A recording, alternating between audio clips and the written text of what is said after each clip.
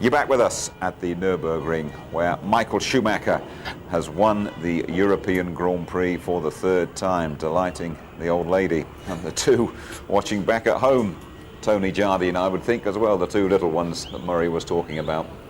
But it's the brilliance of the guy. You know, the best racing drivers in the world. We've just watched them put on a superb driving display. Michael Schumacher, the Regenmeister, he proves it yet again. Can't emphasize how difficult the conditions have been here today. That is a skating rink, that is an ice rink out there. Just look how wet and slippery and dank and miserable it is. And you know, you're looking at slow-mo pictures now. Mika Häkkinen, he's not the best in the rain. Everyone knows Michael Schumacher is, but this guy did a brilliant job today as well. He started with heavier fuel, he hung on in there, and he's got second place for all his efforts. And it really is Ferrari's day, Schumacher's day. We'll have to ask questions about.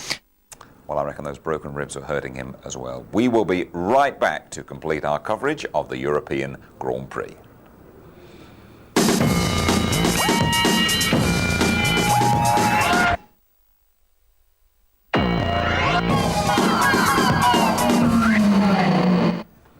And you're back with us at the Nürburgring. Tony, we've spoken about Michael Schumacher. A word about David Coulthard. He's held his hand up for a poor start, but surely he drove a lot of this race in pain.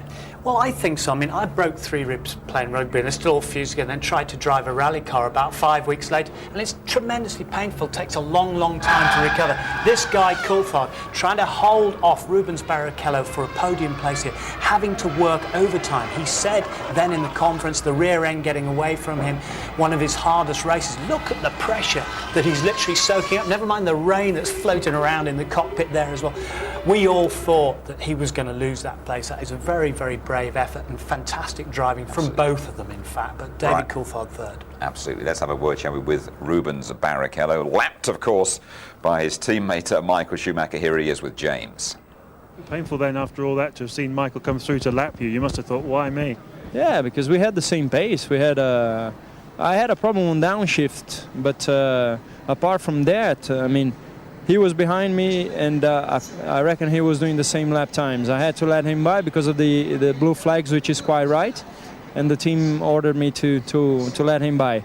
After that, I was behind him and I couldn't see anything, so I lost time again. So it was a shame today, but you know, we have what we deserve, and I think my time will come. Good old day for Ferrari, though, wasn't it? Not so good again for Jaguar. Irvine taken out, and then Herbert, well, coming off second best against Alexander Wurz, it seemed to me. Yeah, Herbert winning here last year when he was cloud watching, but this gaggle of cars behind them, up behind them is coming David Coulthard, Rubens Barrichello, Häkkinen's closing in. They've already let Schumacher through, but Wurz diving on the inside there, we shouldn't really have done that, in my opinion, and his career is under the microscope. Herbert, perhaps his last year, he admitted this, maybe he said, I need to get some really good results, and unfortunately that being ruined for him today as the pair of them gyrate off. We thought Herbert might have got out of jail there and got it going again, but he didn't. He stopped and Wurz was out on the spot. Right, let's have a look at the standings, how it all shakes down after the European Grand Prix race 6. Schumacher is now opened up that gap again to 18 points. David Coulthard 4 points adrift of Mika Häkkinen, and then Barrichello. Ralf Schumacher didn't score today, and Fisichella on 10 points. And Ferrari 10 points clear of McLaren at the top. Big gap then to Williams and Benetton. And Jordan, who had such a poor day today, just ahead of BAR Honda. Keep an eye out for the highlights tonight, just before midnight. And that programme, as always, repeated ITV2, 7 o'clock tomorrow night. What a contrast for us in a couple of weeks' time from the soaking chilly hills of Germany.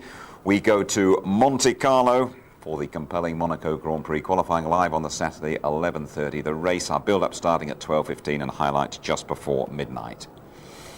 OK, Tony, sum it all up for us, could you, as always? Well, in that big battle between Ferrari and McLaren, obviously Ferrari brilliant here through the brilliance of Schumacher or whatever, but it's still only 18 points in it, Häkkinen just behind. Coming to Monte Carlo, if it's dry, we're going to see a continuing of this battle of the giants. And the 1-2 for Ferrari at Monte Carlo last year, I seem to remember. Yes, indeed, but I mean, McLaren are getting better and better. They've got the reliability factor now, so it's going to be quite level pegging. It's a long way to go.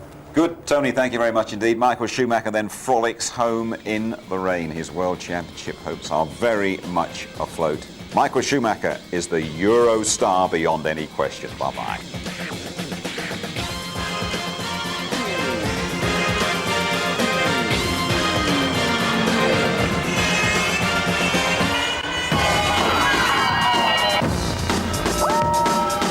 F1 on ITV in association with Texaco.